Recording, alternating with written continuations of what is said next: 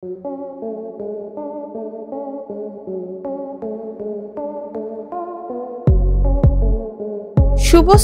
ফুলের তোড়া উপহার দিতে দেখা গেল দেবকে।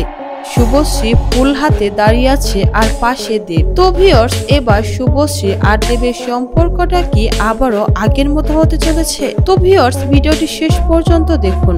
সম্প্রতি সবাই জানে শুভশ্রী আর দেবের মধ্যে তেমন ভালো কোনো সম্পর্ক নেই, তাদের মধ্যে সম্পর্ক ভেঙে গেছে।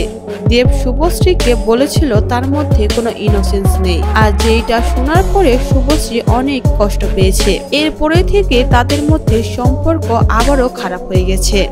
আমরা দেখলাম ভিন্ন একটা দৃশ্য। দেব উপহার দিয়েছে শুভশ্রীকে।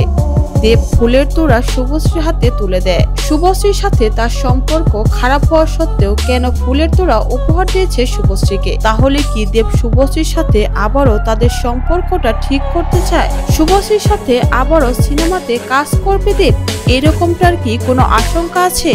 দেব শুভশ্রীকে গিফট করেছে, যেটা সোশ্যাল মিডিয়াতে ভাইরাল হওয়ার পরে সবাই করছে সমালোচনা, যে হঠাৎ করে দেব কেন শুভশ্রীকে গিফট করলো।